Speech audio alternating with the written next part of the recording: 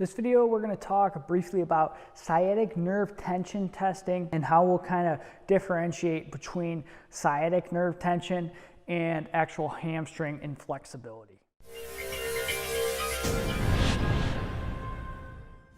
Max Wardell, overheadathletics.com. Something we wanted to cover because we see it in a lot of athletes is sciatic nerve tension and hamstring inflexibility, and when we see which one. So the easiest way to kind of do this is to just lay onto your back, dorsiflex, which means pull your toes up this way and bring your leg up. And if you feel a stretching right here, and you can actually kind of see maybe on the video, this big thing coming out right there, that's actually my sciatic or tibial nerve to be more specific, but it's part of my sciatic nerve.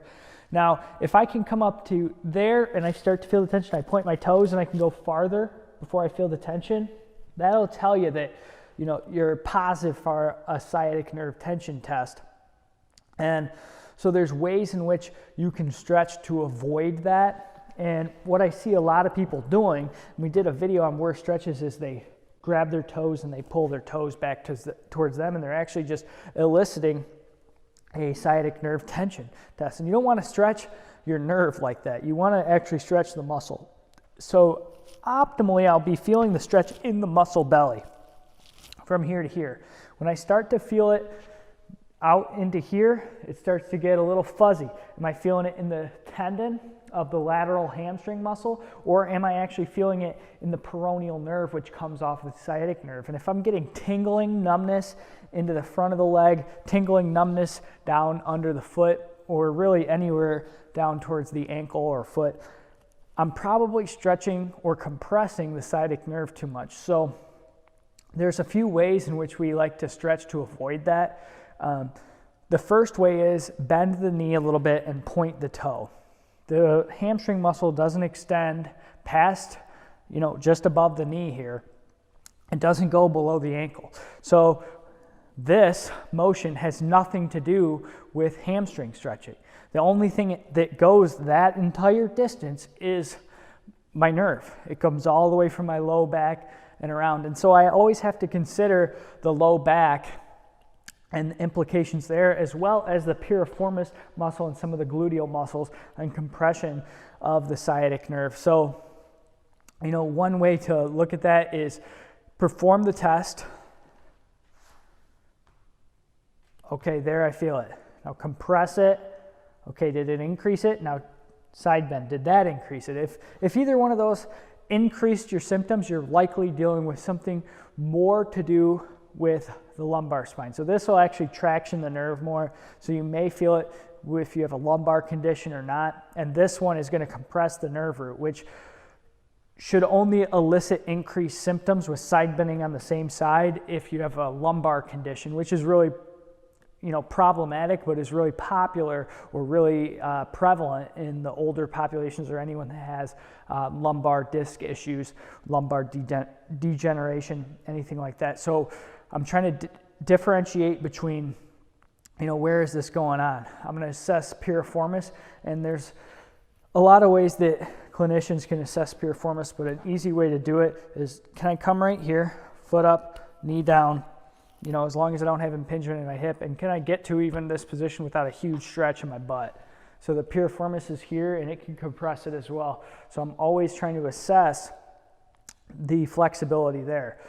But a lot of times I can, even if I have a lumbar issue or tight piriformis, I can do some different stretching for my hamstring without eliciting that. So I can start with a bent knee, point the toe, and then go and lean forward through the waist. And now I'm feeling the stretch here rather than down right behind the knee. I don't really want to feel the stretch right down behind the knee, and I feel it here through there. And regardless of what position I'm in, it applies. Bend the knee a little bit. It doesn't have to be straight. You can take up the slack at the hip. So that's a misconception as it relates to hamstring stretching, is you have to have your knee straight. That's not really true. And in fact, it's a little safer if you take it up more through the hip than through the knee. And then point the toe. You don't need to pull your toe this way. And so the easiest way is just doing it on your back, but I can do the same tension test here. Leg straight, pull it, feel it right there. positive.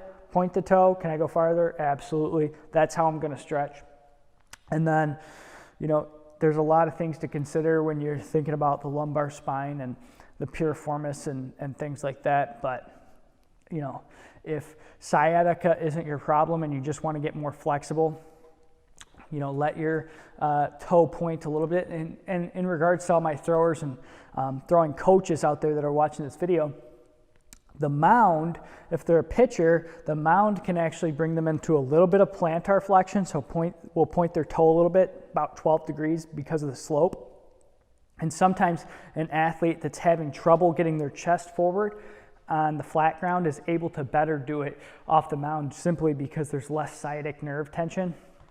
And so that's another component. And sometimes stretching the hamstring group and stretching the piriformis will eventually lead to more tolerable sciatic nerve tension test because there's more extensibility in the hamstrings, potentially less compression or friction on that sciatic nerve, and they can get farther into the stretch before they have those sciatic nerve symptoms. You want to avoid stretching the nerve. You don't want to feel the stretch behind the knee, and that's a simple way to assess and say, okay, do I have sciatic nerve tension issues? Do I have lumbar issues, side bending? You can try rotation too. And then, is that influencing the way that I'm doing the stretch, or am I exacerbating it with the way I'm doing the stretch? So bent knee, pointed toe, and give that a try. If this was successful for you, let me know in the comments section and give us a thumbs up. If you're new to the channel, make sure to subscribe because we're putting out new videos all the time. You don't want to miss any of those. We've got different ones on nerve tension testing elsewhere, range of motion testing, and things like that. But we felt this one was important because of the prevalence we see.